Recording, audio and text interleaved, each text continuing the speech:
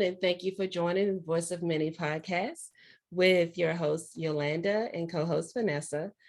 This afternoon, we have with us Dr. April Brown. She is a licensed mental health Christian counselor in Florida, Wisconsin, New York, and New Jersey. In addition, she is certified in relationships and sex therapy.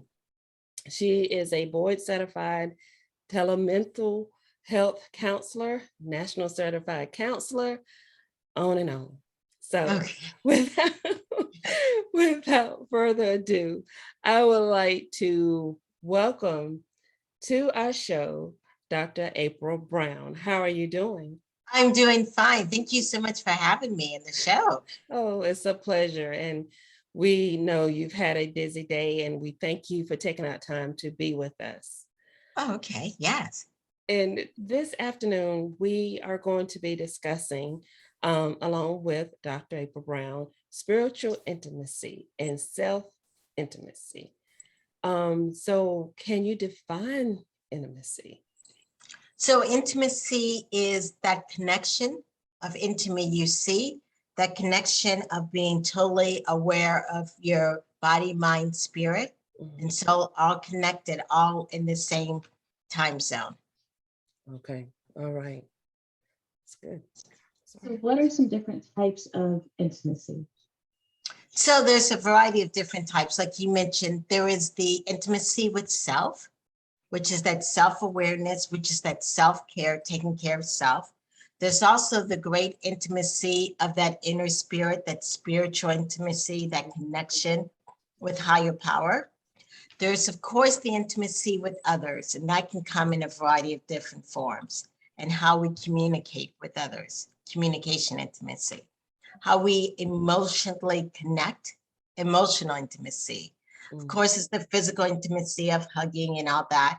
There's also the intimacy of activities, doing different activities.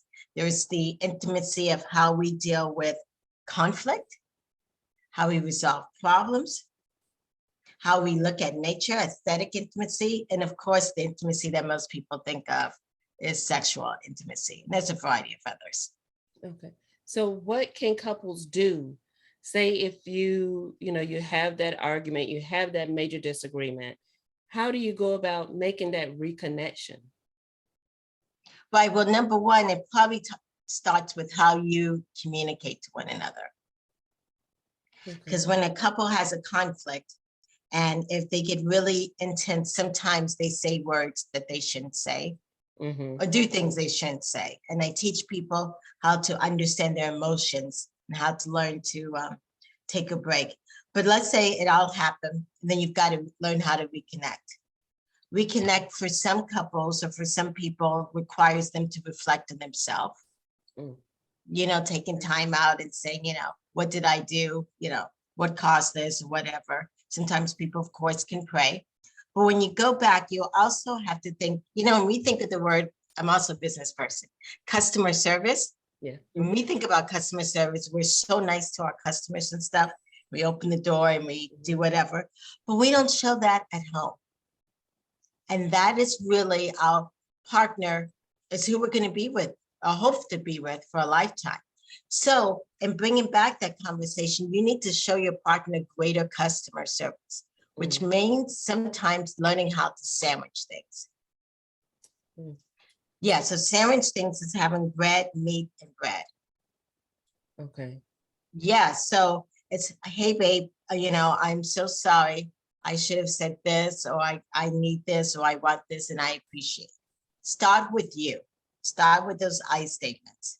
Okay. All right. I never thought of it that way, but you're right. True. That is true.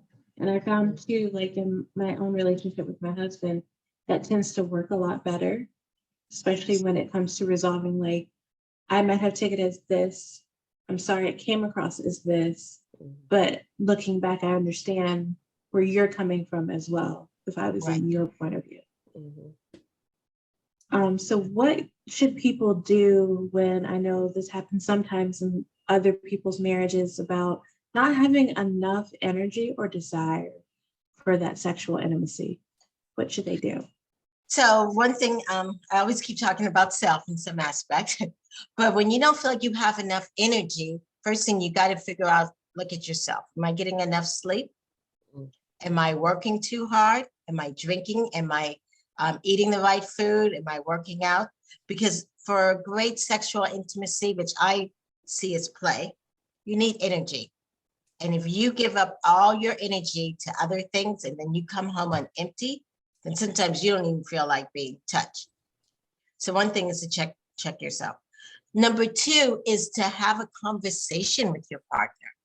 And these conversations need to happen outside of the bedroom. You know, it can't just be a screaming thing, you know, I don't want to have sex, yada, yada.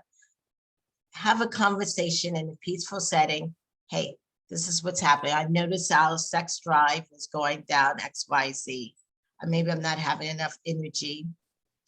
Number three is to understand that sometimes men or women, or sometimes people in general, are different. You know, some people, when they're stressed, they have the accelerator on for sex. Mm-hmm. Others, when they're stressed, they have the brakes on. So you gotta, you know, talk about that. Another difference is that some people just see things physically. Like, you know, I see things physically, I just want it then. And some others, especially more females, we're emotionally based. Yeah. So we may not feel, you know, that we want to have sex because of a variety of emotional things our partner may or may not be saying to us, Mm-hmm. you know, helping out in the house, or even saying, you know, a variety of different things. So we need to kind of look at that right there, those things. Okay.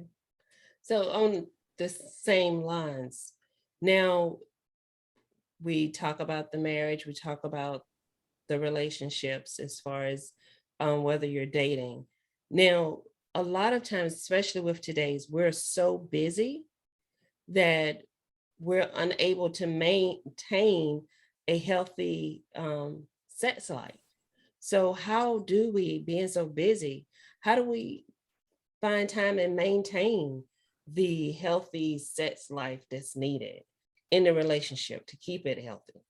Right. And you're right. We are much busier than 30 or 40 years ago. And now most of us live by calendars. Yeah. Yeah. And I know it's, you know, people think if I put sex on a calendar or intimacy, that's not sexy. But sometimes you do have to schedule it, put it on the calendar. Doesn't necessarily means that it's on the calendar, you know, at 8 o'clock, we're going to definitely, that's when we're having sex. But that is the time I'm going to spend with my partner.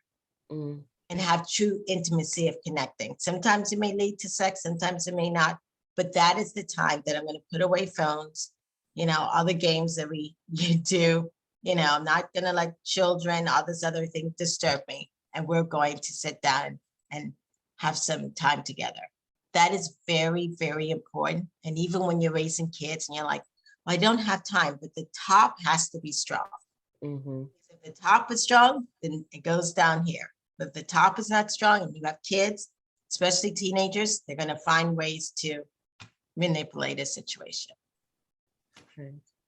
Well, I want to ask something real quick. I want to jump in here. I know we're mainly dealing, you know, talking about intimacy as far as the sexual, the touching. How do you get across to your patients how to be intimate without the intimacy? You mean without the touch? Without the touch, yeah. Without the touch. Okay. Yeah. Yeah. That's still, and even I just said about scheduling time, Mm-hmm. that scheduling time can be eating dinner together, watching a movie, doing activities. Because in a marriage, it can't just be about the physical part, because that will fizzle away. Right. You've got to have some other kind of connection of doing things together, because that's what gets us excited. Remember I said earlier, for me, I see intimacy and even sexual intimacy as playing. If you're just playing together and having fun, the rest will happen. But you also got to make sure that your mind is there. True. You know, if you're with your partner in some aspect, but you're thinking about what your deadlines are for tomorrow, or with clothes in the laundry, yes, it's so important to find different activities to do things together. Yeah, separated. Mm-hmm. How would you define self-intimacy? So self-intimacy is looking into yourself and being aware and being connected to yourself. Okay, knowing what you like, what you dislike, and even in the sense of your body. This is your body. You know, many times females are not good at knowing their own body. They expect their partner to know their body. Yeah. Some females don't even like looking at their body.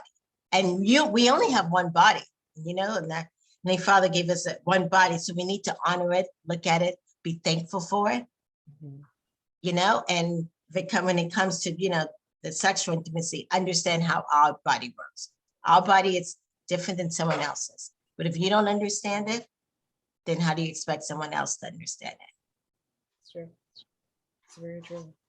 So on the same lines, if you're single, how can you increase the intimacy in your life?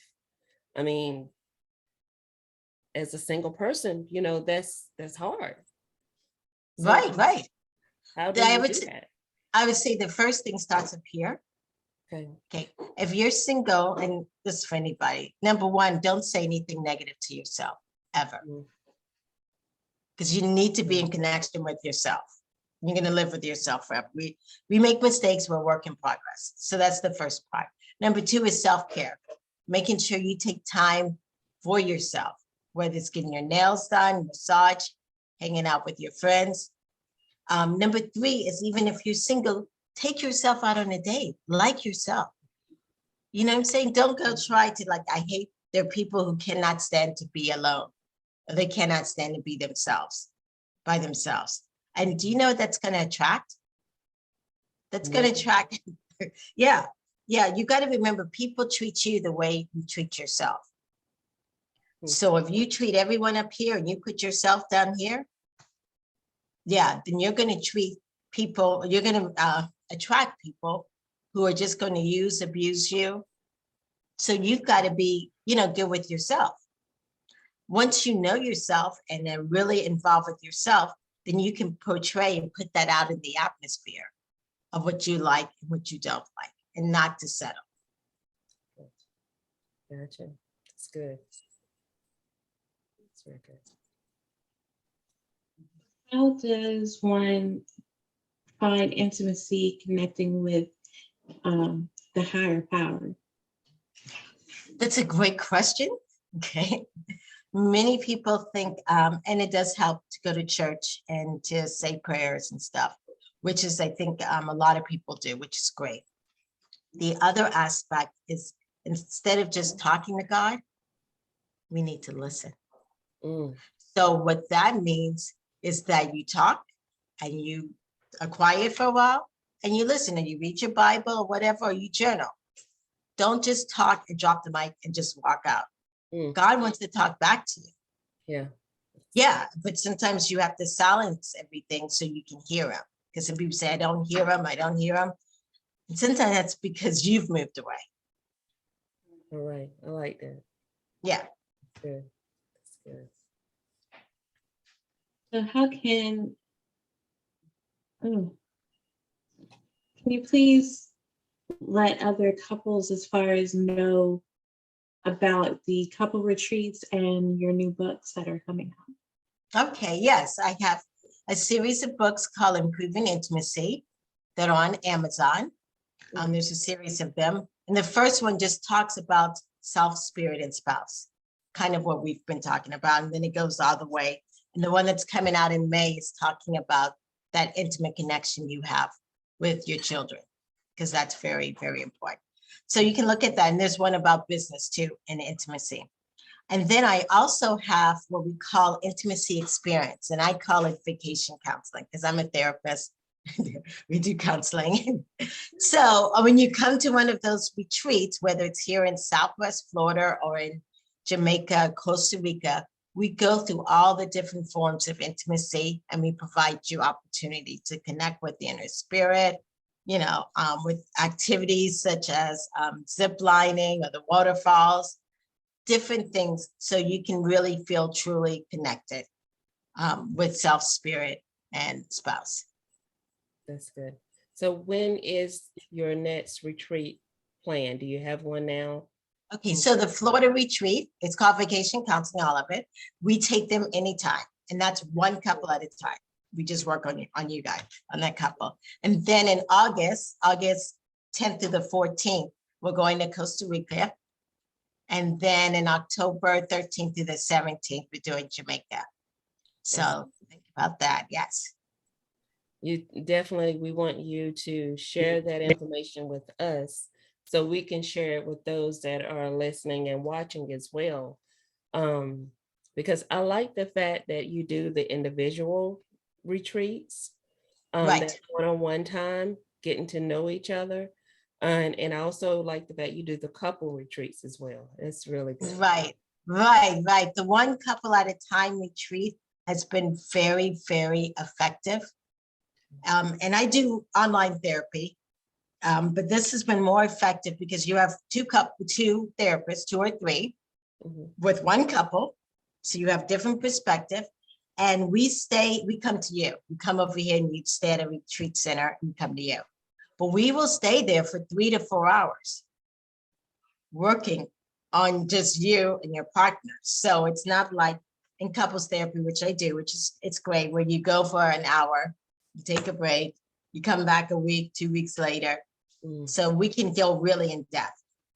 The ones in Costa Rica and in Jamaica, we have other couples. So that also brings in another twist to it because you can bond with other couples and stuff and learn different things. So, and we keep it fun. So, yeah, yes. How can our viewers and watchers get a hold of this information and of you as well? Okay, they can easily go to my website at www.draprilbrown.com. It's just draprilbrown.com. Or email me at info@draprilbrown.com. And where can they get your book? And they can get my books on Amazon. Just look up Improving Intimacy. You see a series of them. Yes. Well, Dr. Brown, we want to thank you so much for joining us. It's been an honor and a pleasure. And I hope this information helps other couples and individuals out there as well. Thank you, ladies, so much for having me in the show. I really appreciate it. Thank you. And again, like I say, it was an honor having you select us, to join us and be a part of it. Thank you so much. Thank you. And to our viewers and watchers and listeners, please don't forget to follow us on our social media outlets, as we don't want you to forget about any of the things that we have talked about. And also, please don't forget to hit that like and subscribe button so you don't miss out on our great guests or great topics. We want to thank you all for tuning in and have a great day.